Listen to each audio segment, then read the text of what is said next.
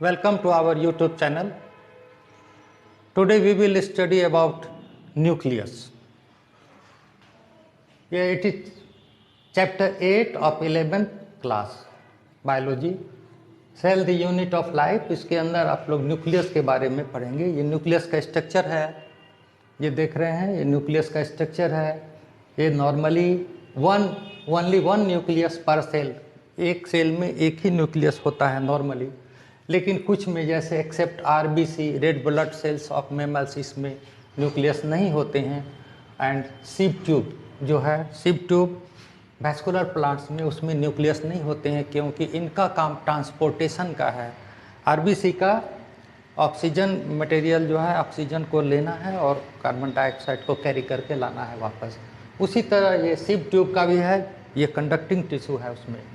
इसका स्ट्रक्चर देख लीजिए, इसमें ये दो टू लेयर्ड होता है। टू लेयर्स इसमें न्यूक्लियर इन्वेलप बोलते हैं, इस लेयर को न्यूक्लियर इन्वेलप बोलते हैं। और इसके अंदर का जो जगह है उसको peri nuclear space, peri means होता है चारों ओर, न्यूक्लियर के चारों ओर का जगह पेरी न्यूक्लियर स्पेस। इसके अंदर देखेंगे, अच्छा, और यहाँ पर साथ में इस तरह का स्ट्रक्चर राइबोसोम होता है,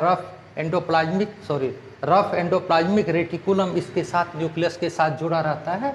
ये इस तरह का स्ट्रक्चर होता है। रफ इसलिए बोलते हैं कि इस पर राइबोसोम होते हैं। इसके अलावा ये जो है इस तरह का स्ट्रक्चर, एक धुंधला सा स्ट्रक्चर, इसको न्यूक्लियोलस बोलते हैं। ये न्यूक्लियोलस जो है, it is site for active RNA synthesis. RNA मतलब राइबोसोमल आरएनए का सिंथेसिस यहाँ पर होता है, इसमें यहाँ पर न्यूक्लियोलस में। ये मेनी कभी जब उसमें काम होता रहता है तो ये बहुत सारे हो जाते हैं उस तरह के न्यूक्लियोलस।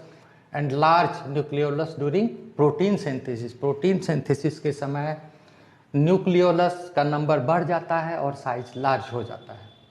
प्रोटीन सिंथेसिस यहाँ होता है रफ एंडोप्लाज्मिक रेटिकुलम में।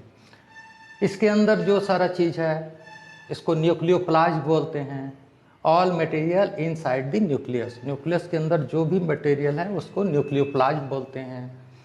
Nucleolus and nucleoplasm. और जो इस तरह का मटेरियल ये देख रहे हैं इसको क्रोमैटिन बोलते हैं, जिसमें डीएनए वगैरह होते हैं। और ये सेल डिवीजन के समय वो थ्रेड बन जाता है, डीएनए का स्ट्रक्चर बन जाता है। नॉर्मली ये इस तरह से धागे का गुच्छा की तरह रहता है, इसको क्रोमैटिन बोलते हैं। और ये जो है, इसलिए इसका नाम दिया गया है the interphase nucleus. Interphase nucleus का मतलब रेस्टिंग न्यूक्लियस, जो रेस्ट कर रहा है काम, अभी इसमें कोई काम नहीं हो रहा है, सेल डिवीजन नहीं हो रहा है, इसलिए क्रोमैटिन उस तरह का नज़र आता है। तो इस तरह से ये देखिए, बीच में ये न्यूक्लियर पोर होता है। न्यूक्लियर पोर, इससे बोथ साइड मूवमेंट होता है मटेरियल्स का, इसलिए ये न्यूक्लियर पोर है। यहाँ पर है movement of RNA and protein molecules, जो भी है ये इसमें जाता भी है और आता भी है बाहर में। तो इस तरह से हम लोग देख रहे हैं जो इस न्यूक्लियस का मेन पार्ट क्या हो गया, न्यूक्लियोलस।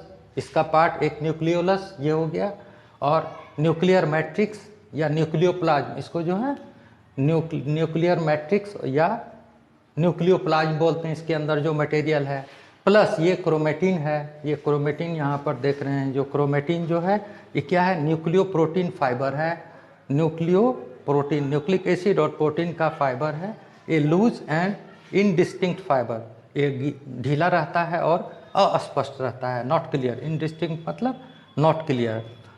और न्यूक्लियो प्रोटीन का क्या क्या पार्ट हो गया इसमें, न्यूक्लियो प्रोटीन में DNA plus RNA plus histone and non histone. ये हिस्टोन और नॉन हिस्टोन जो है ये प्रोटीन है, और डीएनए आरएनए ये न्यूक्लिक मटेरियल है, इसलिए इसको मिला करके न्यूक्लियो प्रोटीन फाइबर बोलते हैं, जो क्रोमैटिन इसमें जो है क्रोमैटिन में होता है।